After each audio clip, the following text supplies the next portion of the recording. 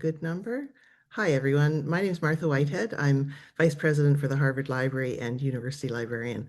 And we're really looking forward to a good turnout at this event tonight, but we'll get going right now. It's really wonderful to see such a good turnout. Clearly, there's a lot of interest in this topic, which is really gratifying because the impact and opportunities of AI in scholarly inquiry is really a top strategic priority at Harvard Library.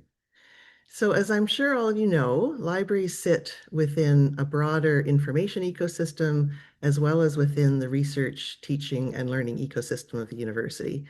And both of those environments are really profoundly impacted by developments in technology, as we have seen over many decades. And then over the last few years, we've been seeing amazing developments with the advent of generative AI that are really shaping scholarly inquiry. And for libraries, our aims and our values have really remained unchanged. We facilitate the creation, sharing, and preservation of knowledge and cultures across time and place. But it's our methods that change with these changes in technology. I wanted to say as well that one of the wonderful things about being a librarian is that we sit at the intersection of the physical and the digital. My office is in the iconic Widener Library, a place where people come to think and explore ideas and really feel inspired. And while they're here, they're likely connecting to a vast range of digital resources at Harvard or in other parts of the world. And anybody who knows us knows that our collections are truly remarkable and they're waiting to be discovered by researchers, wherever those people are, virtually or physically. And Harvard Library has long been a leader in the digital realm of libraries, and we're building on that now in our AI explorations. We really started a concerted focus on AI in 2023. We were thinking about both the opportunities and the challenges, and the statement that we made then seems to still ring true today. We said that generative AI and research libraries share a fundamental promise, the ability to draw upon a broad corpus of existing information to answer questions and generate new information. In this equation, Harvard Library brings the fundamental value of access to information. And by that, we mean access to trustworthy information spanning centuries, regions, and voices around the globe. So we have a great lineup for you today, and I'll just give a brief introduction to each of the speakers and then pass it off to them. So first we'll have Emily Bottas, who is the Managing Director of Academic Technology for Harvard, and she'll provide an overview of AI in the greater academic landscape at Harvard. Stu Sneidman is Associate University Librarian and Managing Director of Library Technology, and Salwa Ismail is Associate University Librarian for Discovery and Access. And they'll provide an overview and some specific ideas about our current AI initiatives in the library. And then Amy Deshane is our Interim Director of UX and Discovery, and Kimia Esmail Adabi is an undergraduate in computer science in the class of 2027, and they'll cover AI from the student perspective. And we had hoped that we would have Kyle Courtney, our Director of Copyright and Information Policy here to round out the program with some thoughts through the lens of ethics and policy work that's important as we explore and apply AI. He unfortunately, in this the weather challenges, is unable to join us, but Amy Deshane will step in for Kyle on that topic. So with that, I am going to pass it off to Emily.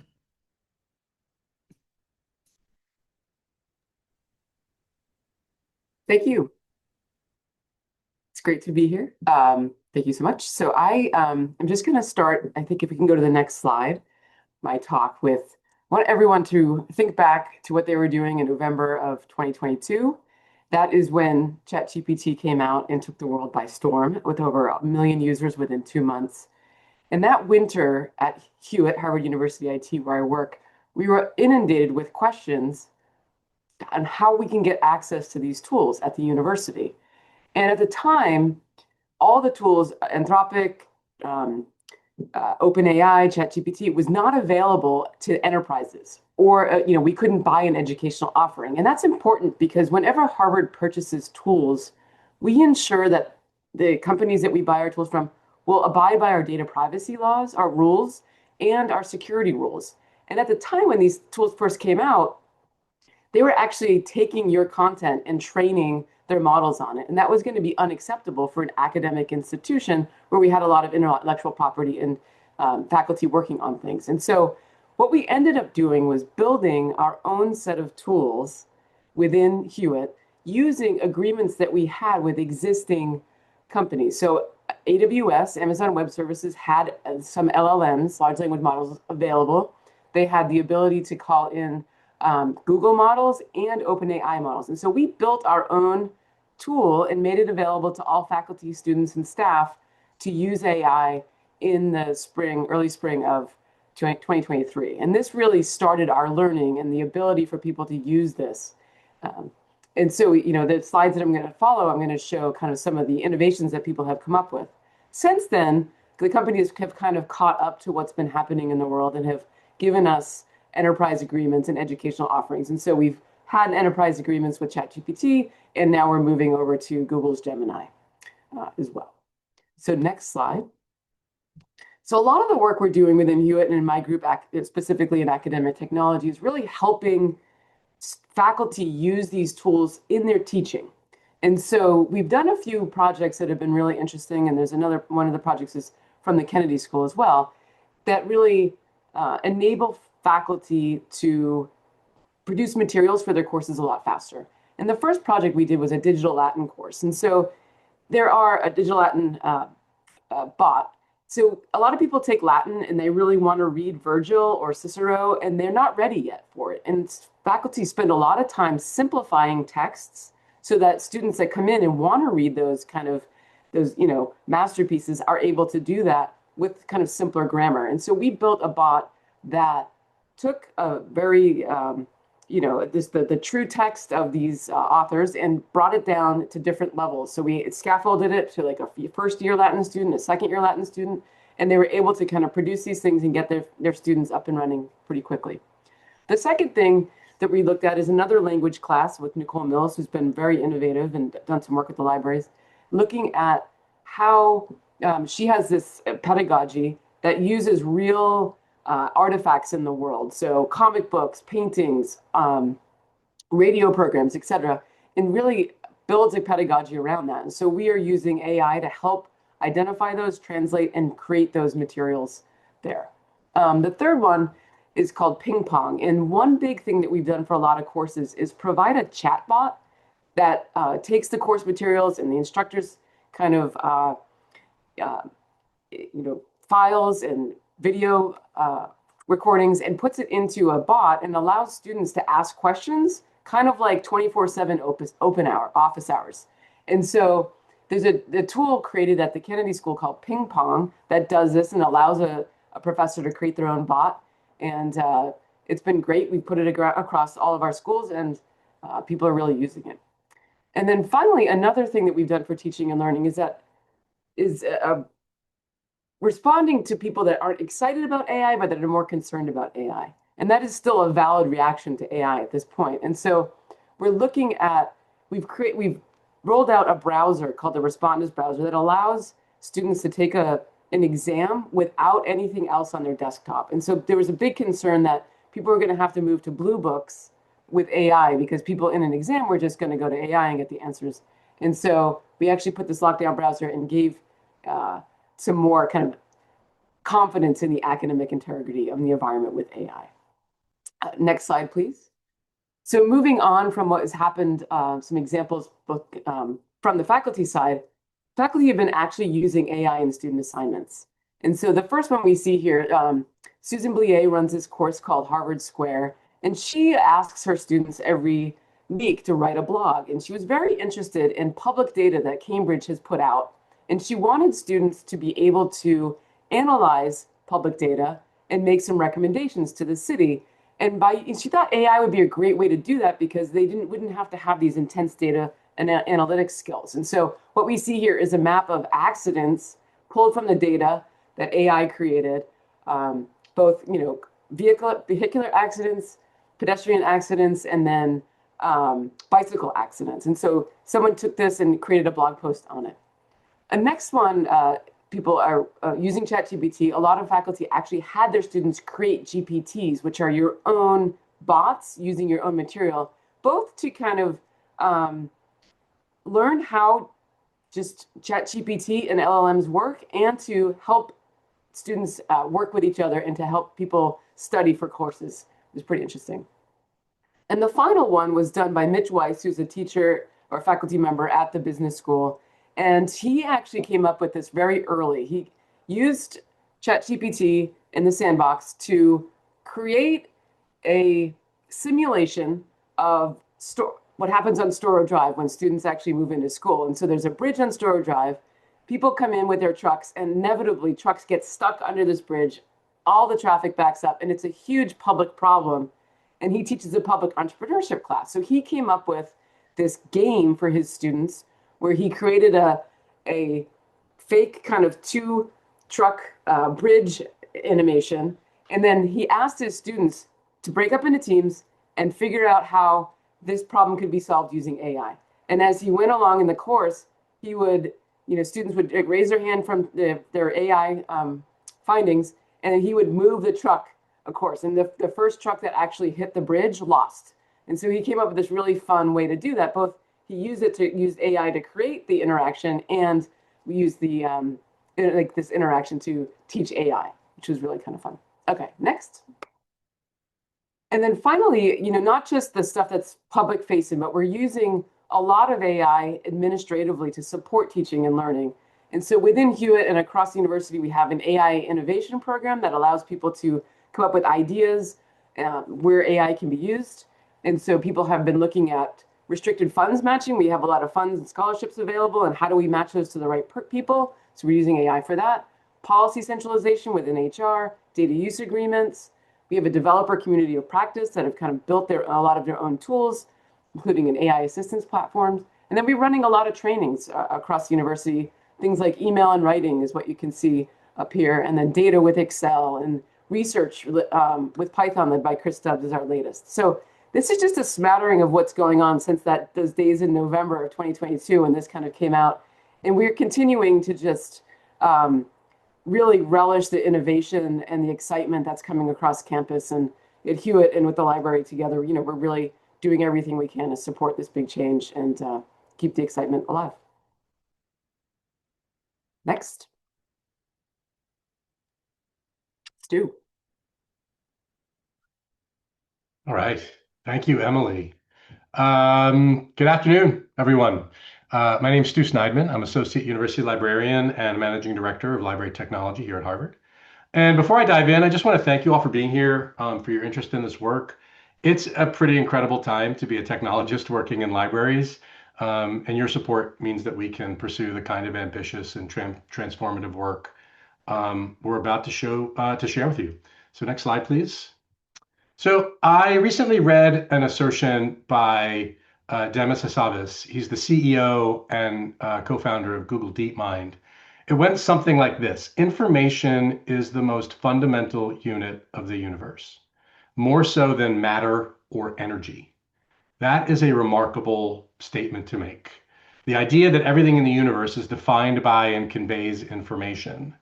Now, coming from a library perspective, of course, this deeply resonates. Although I'm tempted to refine it slightly to knowledge is the most fundamental unit of the universe, because information alone isn't enough, right? Harvard Library's mission is to help students and researchers transform information into knowledge, into new knowledge that creates change makers and leaders who go out into the world and improve the human experience. That is why I work in libraries, and I have done so for over 25 years. And I believe AI is supercharging our ability to support this goal. Next slide, please. So among the many things libraries do, I think among the most central is matching people with the information they need to create new knowledge through world-class teaching and groundbreaking research. Some of the things Emily just talked about. For decades, we've done this by building search systems, tools that let you put terms in a box and you get back a long list of results that contain those terms, you hope. But the emergence of generative AI and tools like ChatGPT and Claude and Gemini has fundamentally changed our users' expectations. The traditional methods of library search that we've relied on for years are aging, and very quickly. People are no longer searching for terms. They're asking questions in natural language. They're no longer looking for keyword matches. They want answers that understand the context of their question. And AI, generative AI especially, makes this possible. And we have an opportunity in libraries and a responsibility, I'd say, to evolve how we serve our users. Next slide. So you might reasonably ask, given how sophisticated tools like ChatGPT, Claude, and Gemini already are, what unique role can libraries play? And the answer is in our values, right? Users trust libraries, and that trust matters more than ever in an AI-mediated world.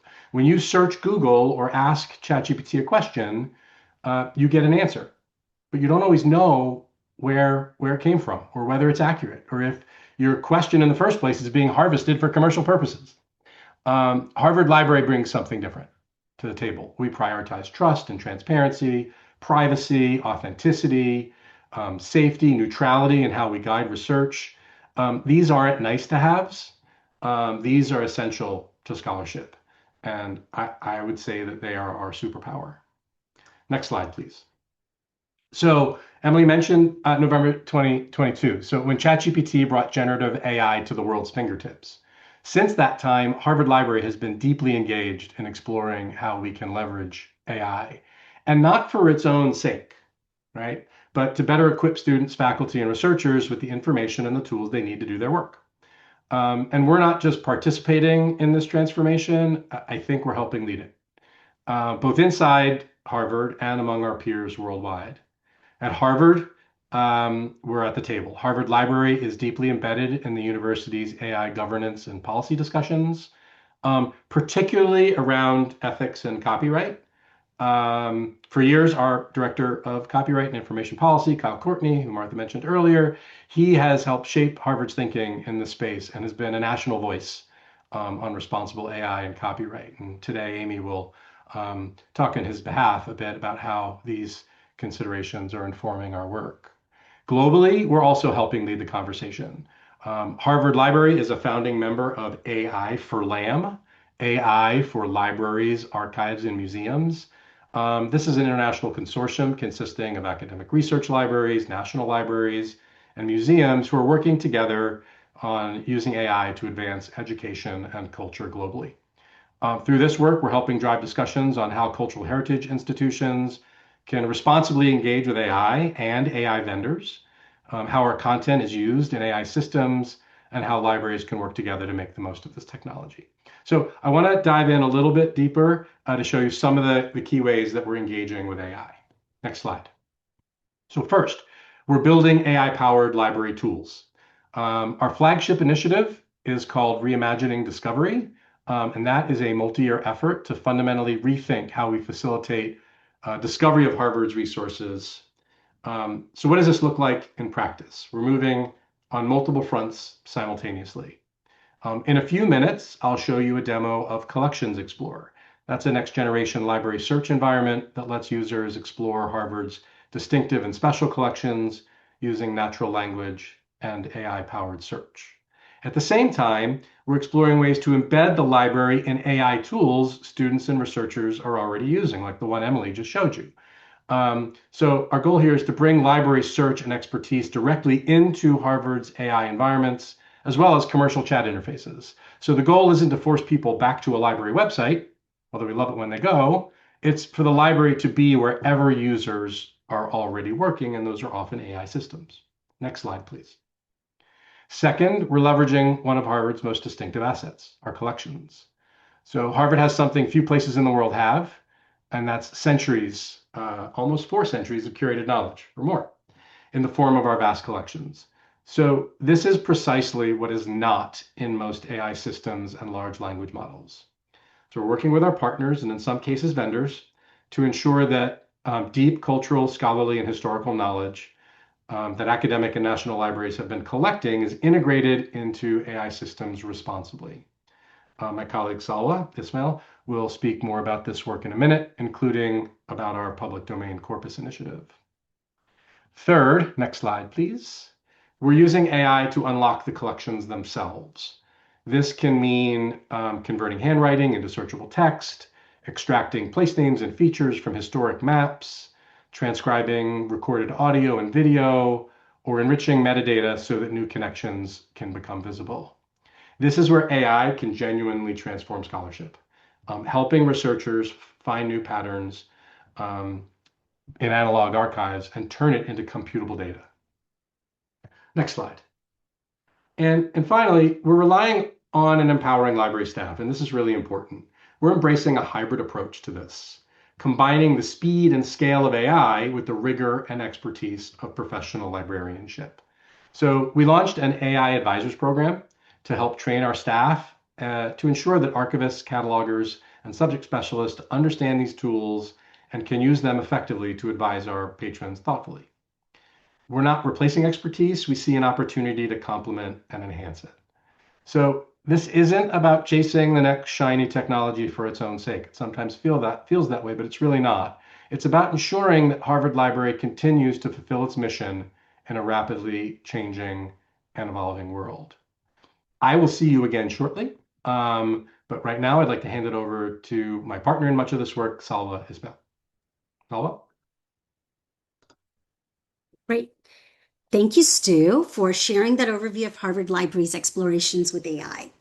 I'm Salwa Ismail, Associate University Librarian for Discovery and Access, and along with my colleague Stu, I'm delighted to welcome you today and share with you a few exciting and impactful initiatives that are underway and planned projects that are on the horizon that showcase how Harvard Library is leading the transformation in the AI space among libraries. Next slide, please. So one of the first initiatives I would like to highlight is the Harvard Library Public Domain Corpus, a data set which is a vast record of human knowledge and cultural memory transformed into structured, research-ready data. Harvard Library is the first institution to make a public domain data set of this scale openly available to the world, much to the envy and delight of many of our peers. Next slide, please. The Harvard Library Public Domain Corpus is a data set of nearly 1 million digitized public domain books from Harvard's collection. It spans more than 6 centuries of works, multiple languages, countless genres. By making this data set accessible to the public, we're inviting researchers, educators, and innovators to explore in ways that were never possible when these materials were bound to their physical volumes. It's unlocking the public domain for transformative scholarship now and into the future. Next slide, please. So the corpus comes from nearly 1 million books in Harvard Library's collection, over 350 million digitized pages. These were scanned during a partnership project with Google in the early 2000s as part of the Google Books project. We identified the data set of works that were firmly in the public domain, that is no longer under copyright, prepared them as large-scale machine-readable data set. And public domain means works are free of copyright restrictions and may be used freely by all, and we mean all. And therefore, by releasing them publicly, we're taking the legal principle and turning it into a lived reality. That public domain as data is ready for anyone to use in research, teaching, or innovation. Next slide, please. So when books are digitized at scale, their value multiplies. Once they're no longer bound to the physical covers, their knowledge becomes available for all kinds of uses, including computational analysis, training AI, mining trends, even building open source public tools. But the real impact comes when everyone has access, and that's what Harvard Library is doing. As you can see on this slide, the various innovative ways in which the corpus has already been used for extensive research, development, and experimentation, and it continues to be used. Releasing this corpus marked a big improvement in the AI training landscape. Instead of relying on proprietary, opaque, or ethically questionable resources, researchers and students, AI developers, can now use documented, open source, and legally sound data, the trust part, as Stu was talking about earlier. And by shifting control of training data from technology companies to public institutions, Harvard Library has taken a lead in empowering smaller players and AI researchers. We're giving public institutions and researchers a fair chance to compete in building the next generation of AI with trustworthy corpora. This is a step forward for libraries as leaders of open and ethical infrastructure. The real value is not just in the data itself, but in the doors it opens for people to participate freely in the future of research, scholarship, and AI. And Harvard Library is leading this amongst its peers. And you yourself can actually go to our library's website, search for a public domain corpus, submit a form, and play with it. Download it, you'll get access to it. Next slide. So another area in which Harvard Library is taking a lead is in experimenting with and using AI tools and platforms to responsibly increase cataloging efficiency, improve the quality of legacy metadata, thereby improving discovery, and automate the description of complex, large volume, or even language collections that we acquire. Next slide, please. AI tools serve as partners to our librarian expertise, as Stu was saying, rather than a replacement, as they make handling of routine tasks, such as generating draft bibliographic records, subject headings, summaries, faster and even more efficient, allowing our staff to focus on high-level, complex cataloging work and standards. Next slide, please. We're extremely fortunate to have an excellent technical services team here at Harvard Library, especially our metadata librarians and specialists who have embraced using and experimenting with AI tools to accelerate their workflows. We're currently experimenting using an AI metadata assistant from our library systems provider that helps us create brief bibliographic records with subject headings as it analyzes resources such as the image covers or table of contents, and significantly reduces the manual entry. Our staff have also designed simple automation tools and paired them with ChatGPT and other AI tools to embed new and efficient methodologies in their cataloging workflows that have helped us reduce our backlogs. In a test scenario we did, it actually helped us reduce our backlog by 18%. When we're looking at millions of volumes, that is actually a significant number. It also helps us where we have limited language expertise. Think of languages from all around the world, because Harvard Library collects from all around the world, materials that we acquire. And it helps us with routine record maintenance when subject headings change or discovery needs to change with them. These records are then QC'd by our metadata specialists and enhanced if needed, thereby adding scale to our cataloging processes.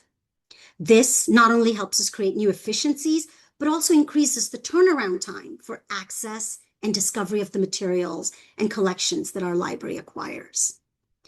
And finally, Harvard Library is a leader. We partner and lead in discussions with national entities such as the Program for Cooperative Cataloging through Library of Congress, Linked Data Advisory and working groups to guide in the creation of common set of standards and best practices in how AI tools can continue to be used in helping scale and enrich metadata creation responsibly. Next slide, please. Our early experiments have shown that thoughtfully deployed AI tools have acted as a multiplier for our metadata capacity, and they've helped us handle large-scale batch automations, thereby strengthening our role, Harvard's role as a steward of knowledge in the AI era. With this overview of some of the current projects we're working on, I will now pass the virtual mic over to Stu, who'll share some demos of our current and planned initiatives. Over to you, Stu. All right. Thank you, Salwa. Okay, so I'm back. And I want to show you some of the tech. What I'd like to show first, following this theme of metadata enrichment, is a bit aspirational, but it's intended to give you a sense of the possible. I want to show you a fun demo of how we can enrich Harvard's manuscript collections in a way we really haven't been able to until now. AI-powered handwriting recognition. So I hope you all know about Harvard's World of Change collection, which holds some of the most important archival documents from 17th and 18th century North America. Harvard's handwritten archives are vast, but have long been difficult to search without human transcription of the sometimes very difficult to read handwriting of our founders. Next slide, please. So I was born and raised in Philadelphia, so I have a particular affinity for Ben Franklin. So I did a search, and it turns out Worlds of Change has many documents and letters penned to and from Ben Franklin. Next slide, please.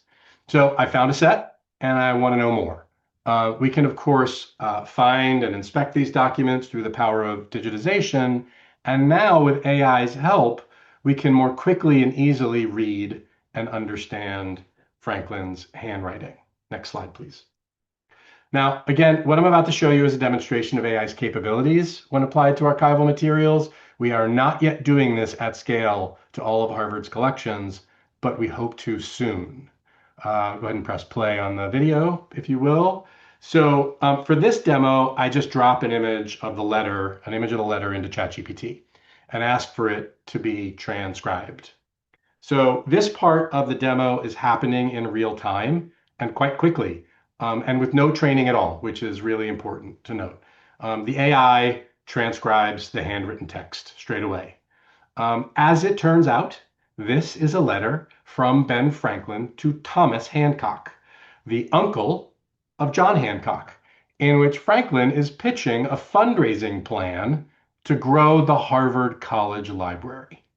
Fascinating and relevant stuff. Now, I'll admit that, so I can click the image. I can't really get too deep into it that way. So I'll admit that the next bit of this demo is a bit gratuitous, but it shows you how much power AI puts directly into the researcher and student's hands. I ask it to create a web page that allows me to see the image of the letter side by side with the text.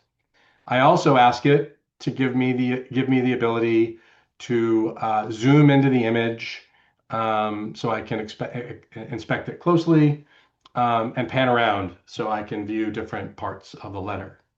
So now what you're seeing is the AI is writing a bit of code.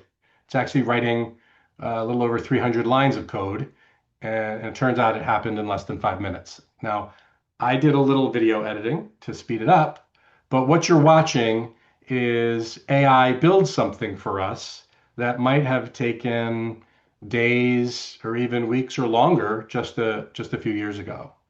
And in a minute, what you'll see, I'll let this run.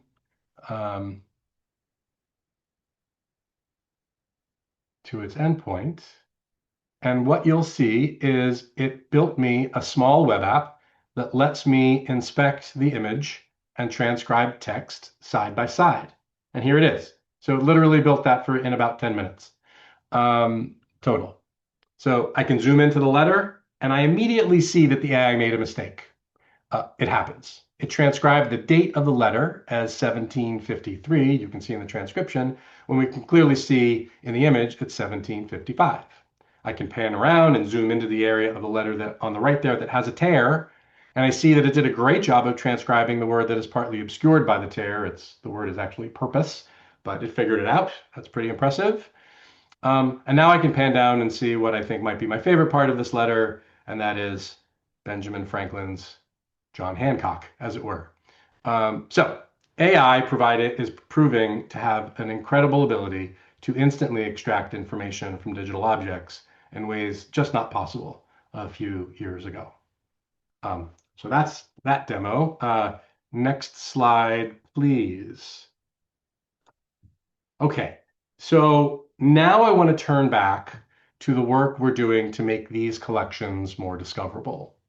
I mentioned earlier when I was talking with you, some work we're doing as part of our Reimagining Discovery initiative to build a new AI-powered search experience for Harvard Library's distinctive and special collections, archives, manuscripts, and rare materials, much like the Franklin letter. We call it Collections Explorer. It lets people start in natural language with AI assisting in the background, and then takes them straight to the underlying primary source. We built it for a practical reason. Harvard special collections are incredibly rich, but they can be difficult to find unless you already know the right collection, the right terms, or the right system to use. Collections Explorer is ultimately intended to be a unified starting point. Two things are important about how it works. First, it uses something called semantic search, so it can recognize meaning, not just keyword matches. It can use the context of the question to distinguish between Apple the fruit, for example, and Apple the computer company. Second, it amplifies the library's strengths. It's designed to keep the user connected to real and curated sources so they can verify, trust, and cite with confidence. So as you watch this quick demo, I want you to look for three things. One, how a natural language question leads to a result with relevant collection materials. 2, how the system explains why those results are relevant. And 3, how it moves you from exploration mode to the actual finding aid or digitized item. So let me show you how it works. So here is our homepage in Collections Explorer. You can enter a natural language query or keyword. So I'll enter, what is the history of the MRI? The search results contain records relevant to the query without relying on the keyword. So this is a nice example of semantic search in action. The system recognizes that MRI relates to nuclear magnetic resonance and magnetic beam resonance. So you can see that in the results, even though those weren't any of the keywords. Each result includes an AI-generated summary under About This Material that explains why it's relevant to the search. The LLM uses the user's natural language question, the catalog record, and a system prompt to create this summary. I click on the title link. It takes us directly to the finding aid in our archival system, and back I go to Collections Explorer, moving a little quickly. So let's try another search. This time, historical botanical illustrations from the 1800s. So below our search box, I can use show all filters to narrow by collection date, repository location, or resource type. This is a little bit more traditional keyword filtering. We can also limit our search results to only those with digitized materials viewable online. This is really popular. People want to see the stuff that we've digitized and they can see immediately. The second result shows a note. It says includes digitized items. And I can click on that title and get easy access back to the digitized materials in our archival system again.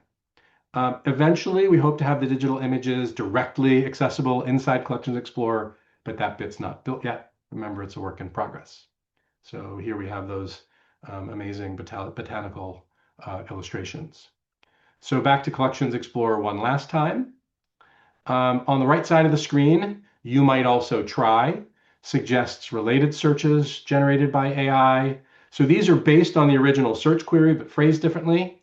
And if I click one of these, I might get a different result that is closer to what I hoped for. So I click one and I can see a different set of results. And then finally, if I want to see secondary sources that are held by the library, maybe books on the shelf, I can click Try Hollis. And this feature transforms my original query into a catalog search and runs it in our library catalog. Next slide, please. So that's Collections Explorer. Again, it's a work in progress that is being built by our team here at Harvard. We released an early preview of it, but it has limited data and the team's working really hard to add more sources. The system uses what we call hybrid search, which tries to bring the best of semantic search, focused on meaning, and more traditional keyword search, with several additional AI features like the explanation as to why the result is relevant. An added benefit is that our team is learning a great deal about how to optimize the quality of results returned by an AI-powered system. And that's driven largely by feedback from students and our outstanding user experience team. And with that, I'll hand it over to the leader of that user experience team, Amy Deshane, our interim director of user experience and discovery. Thanks, Sue. Hey, everyone. I am really glad to be here with you all today. And I want to give you a little bit more context around the background of Collections Explorer and Reimagining Discovery. So what Stu just demoed didn't emerge in a vacuum, right? Collections Explorer was really shaped by 2 years of listening to Harvard students and researchers who are actually starting to use AI in their research and learn more about their expectations and how their thoughts around searching was changing. We know through extensive surveys and interviews with Harvard students across disciplines from science, social science, and humanities, how AI is really reshaping the research process. And this research allowed us to move beyond sort of speculation and anecdotal feedback and just really understand how students are using AI and how it's fitting into serious academic work. Next slide. So what we've learned might be surprising, right? Students are using AI chatbots together with the libraries. So if you look at, say, our usage of Hollis over the last 2.5 years, there hasn't been like a significant drop in traffic to Hollis since ChatGPT came out. Students aren't choosing between AI and the libraries. They're actively using both and really strategically, often in the same research session. What they go to AI for is to build some beginner understanding, especially for a new topic. And because it's a fast way to get oriented to information that might be unfamiliar to them, right? It's also a really good way for them to manage what can be an overwhelming volume of academic literature, primary sources, secondary sources, right? So this helps them sort of triage that information. But when it comes to work that really matters, like what they're putting their name on, like their research paper, their theses, they don't want AI to do the work for them, and they're returning to the library for verification. The other thing that was really great to hear is that students are very discerning, right? They test AI outputs, they cross check answers. Most students are using ChatGPT, and many of us told us that they compare what ChatGPT generates to what they find in Hollis, right? So they're developing these sophisticated verification habits on their own. An undergraduate student actually told us they have a very skeptical approach. They say, I give ChatGPT little tests, and they told us that they'll ask AI something that they already know the answer to check its understanding and then decide whether they're going to keep using it for that task. So there is this general skepticism of the tools, but then they go back to the library to have those trustworthy sources that they depend on. So we're hearing these kind of things consistently across our studies with, over the last 2 years, over 800 undergraduate and graduate students, where AI is sort of opening doors and helping them understand new concepts, but the library is really validating what's behind them. One graduate student put it really plainly. Next slide. The credibility of my research matters, and I don't want to waste time chasing down a book that doesn't actually exist, right? So they identify and talk about, say, something like ChatGPT, helping them, pointing them to a promising book or article, but then coming to Hollis to actually access, evaluate, and find those credible sources. So they're not abandoning rigorous research at all, but this is absolutely a new research workflow than what we've seen before, right? They're not always starting with the library. They're not even always starting with Google. A lot of times they're starting with ChatGPT. So this has real implications for how we support research and how we design library services. As one student explained to us, next slide, I saw this book that is suggested. If I see it in ChatGPT, then I go immediately to Hollis to check it out. So as they're getting more familiar with AI chatbots, their expectations around search are evolving, right? So as Stu mentioned, students are now expecting natural language search. So being able to search by a full question, not having to know the specific keywords or the right system to go to. They want explanations of how answers are generated, and then also clear paths to trustworthy sources. So this is exactly what we're building into Collections Explorer and why it's really crucial that the Reimagining Discovery Project keeps being deeply user-centered. So in this age of instant AI-generated answers, authoritative sources matter more than ever, right? The library's role is not threatened by AI. It's even more essential because of it. And we're the place where students can come when they need to know, can I trust this? So everything that I've talked about today comes from listening to students like the one I'm about to introduce you to. Kimia Esmail Adabi will give you a much more vivid and personal perspective on what it's actually like to navigate AI as a Harvard student today. So I'll pass it over to Kimia. Thanks, Amy. Hi, everyone. My name is Kimia Ismaili Adabi, and I'm a junior at Harvard College majoring in computer science. I'm originally from Cleveland, Ohio, and I currently live in Fortzheimer House on campus. Outside of classes, I'm involved in Harvard Women in Computer Science and the Harvard Tech for Social Good, where I lead a UX team. I'm mostly interested in software engineering and possibly technical product management or data science because I really enjoy working at the intersection of technical systems and real user needs. Over the past 2 summers, I've had experiences that shaped how I think about that intersection. 2 summers ago, I worked in an AI-focused product management internship where I spent a lot of time thinking about how AI features are designed, explained, and made trustworthy for users. Then last summer, I worked as a software engineering intern where I had an independent project related to predicting battery life, and this gave me hands-on experience building and evaluating technical models. Those experiences connect very directly to the work that I've been doing with the Harvard Library on Collections Explorer. My role has focused on the student and user research side, running usability testing, doing think aloud interviews, and evaluating how students actually search for and discover materials. I've looked closely at things like filter discoverability, how students interpret archival terminology, and how features such as digitized only and AI-generated suggestions shape search behavior. One project I worked on in depth was evaluating the You Might Also Try AI feature, where we compared students' original queries with AI-suggested alternatives. And in nearly half of the cases, the AI suggestions led to more relevant results, especially when they helped students reframe a more vague question or explore a more productive direction. From my perspective as a student, I use AI almost daily, but very intentionally. I don't use it to write for me, as it usually is not in my voice, but I use it as a learning tool. For example, I'll use Claude when I want help reasoning through code or debugging, and I'll use ChatGPT to explain concepts from textbooks, summarize dense readings, or, for example, walk me step by step through practice problems so that I can understand the reasoning and not just the answer. I think of AI as a very patient teaching assistant. At the same time, I'm careful about its limits. I don't rely on it for sources when writing papers, and as Amy said, I still turn to library tools and traditional search when accuracy really matters.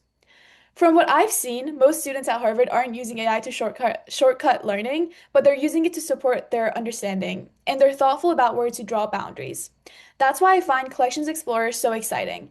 I think that it shows how AI can be used responsibly and transparently in service of scholarship and how the library is really leading in shaping that future for students. And with that, I'll pass it back to Amy. Thanks so much for your perspectives, Kimmy. I appreciate it. So I am back and I'm going to speak on behalf of Kyle Courtney, our Director of Copyright and Information Policy, who, as Martha mentioned up front, unfortunately has no Wi-Fi or power due to the snowstorm yesterday. Next slide. So when we consider AI through the lens of copyright and ethics, there's really these two sides of the coin, right? There's the first part, what goes into the model, so the inputs and training data. And secondly, what comes out, the outputs and how they're used, consumed, and distributed. So ethically, both things matter, right? The inputs raise questions around permission, transparency, privacy, and power, while the outputs really are raise questions around attribution, accuracy, and substitution for human created works, and also this idea of human and AI created co-created works, right? So for libraries, this two-sided view really matches our mission, right? We steward collections and we steward how knowledge is produced and shared. So training on copyrighted works is legally contested and is still highly fact-specific. There isn't a single universal answer on that question yet. However, in the cases we've seen, the analysis often turns to familiar fair use factors that we know, right? Purpose and character of the work, the research versus commercial aspect, the amount of information, and especially the market impact of that work. So our nonprofit research status at Harvard doesn't create an automatic exemption for us, but it really strengthens the equities, especially because our use is genuinely for research, preservation, and public benefit, right? So practically our posture could be use public domain and open materials whenever it's feasible. But the advantage we have that was mentioned earlier is all our collections that we've shepherded for hundreds of years are legally acquired materials with copyright exceptions that serve our purpose as a research institution. So libraries can come in as partners on a lot of this work. So there's three main contributions we can make, right? Curation. We can help build rights respecting corpora, like the public domain corpus, have open access to other data sets, and also being really transparent about terms of use. Second, governance. So bringing mature practices in privacy, stewardship, and accountability, including policies and review processes. And finally, design, but specifically design for scholarship, right? We can insist on systems that support provenance, citation, and correction. So AI is really strengthening research norms rather than eroding them. And this is present through not only the Reimagining Discovery Project, but many of the other initiatives that have been talked about and our vendor partnerships as well. So our nonprofit status doesn't shield us completely, but it gives us a very strong mandate to lead with the public benefit in mind, transparency, and trustworthy governance, which is what AI adoption that's ethical should look like in a research library, and it's how we're leading in this space. And now I will pass it back to Martha for the Q&A. All right.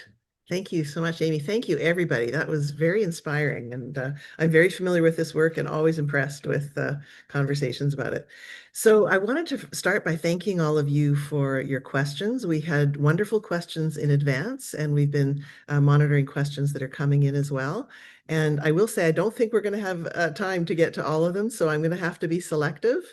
And I'm trying to pick out ones that, touch on various themes that have come up. So I'm going to start with a question for Amy, which is, as AI systems outperform traditional search interfaces in speed and usability, how can students best use these tools for research?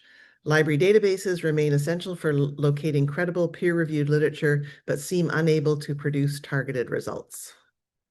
Great. Yeah, thank you for this important question. So there's absolutely this real shift happening from the search and retrieve model that we're all familiar with to this more so the idea of synthesis and partnership with the AI tools. So we're seeing students gravitate towards using the tools, and it makes sense. It's really, really easy. It's a very compelling experience getting this instant answer the way you'd ask a colleague or a peer, and it's available all the time. It never gets tired, right? You can just keep asking. You can ask it to do it and give you the answer in different ways.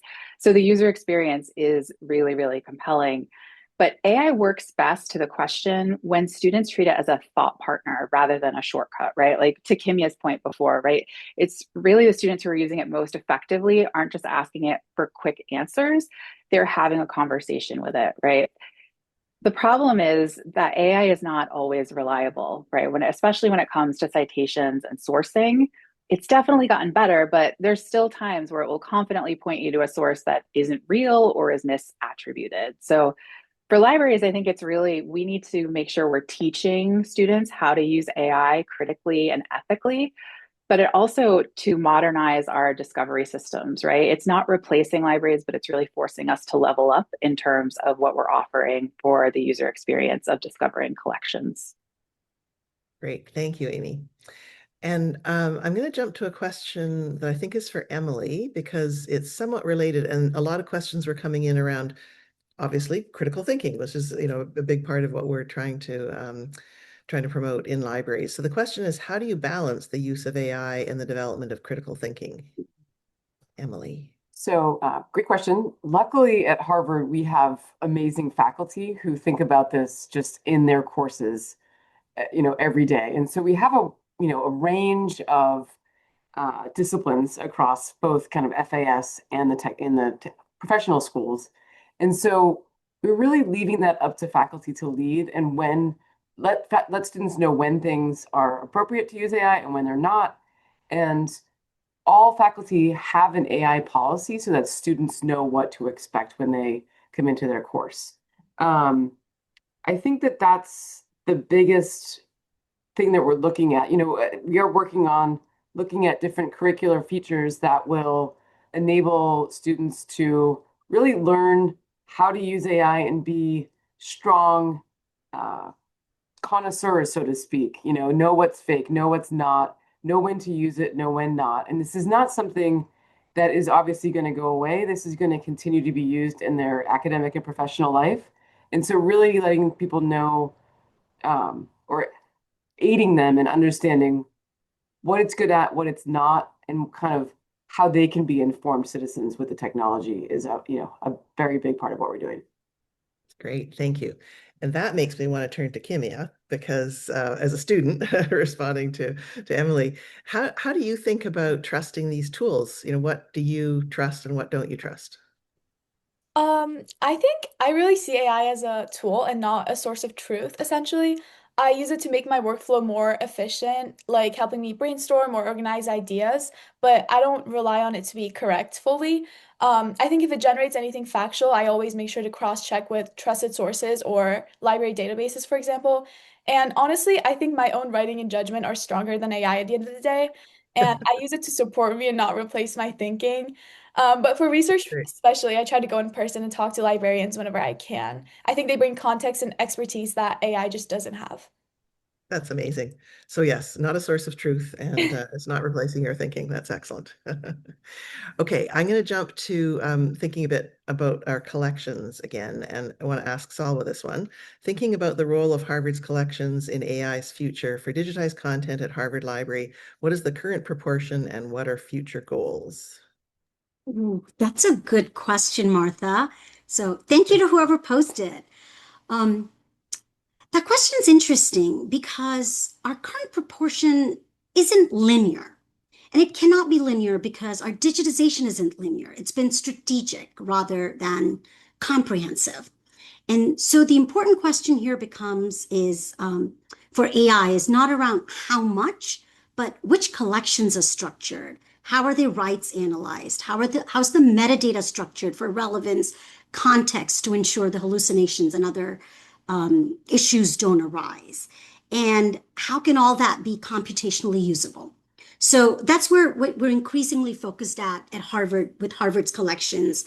So Martha, for me, that's where we're increasingly focusing our Harvard's collections so we can contribute to AI in ways that reflect our values as a research institution. And then the real opportunity in that case isn't really the scale, but it's the infrastructure. Our role to ensure that our collections are structured, discoverable, and ethically positioned to serve as durable knowledge infrastructure in the AI era. That's great. Okay, I've got 3 minutes left. Who am I going to pick? I actually think I'm going to pick myself.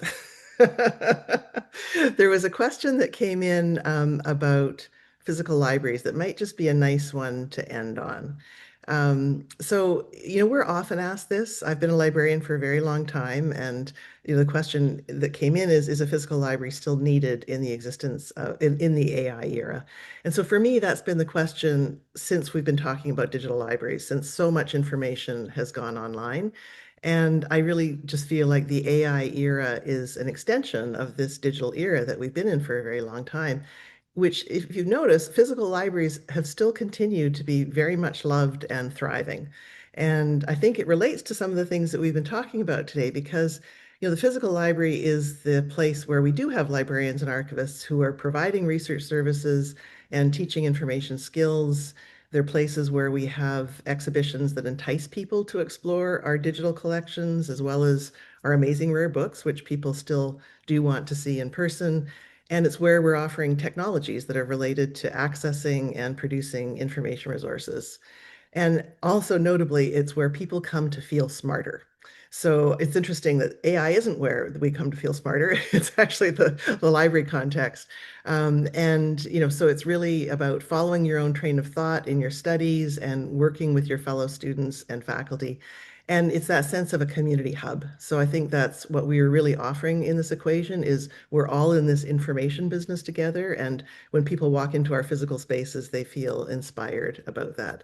So I hope that you felt inspired in this session today and just wanted to thank you all so much for joining us. It's really wonderful that you've shown this interest. As I say, there were far too many questions, but every one of them is useful for us, hearing from you and thinking it will help us in our own thinking.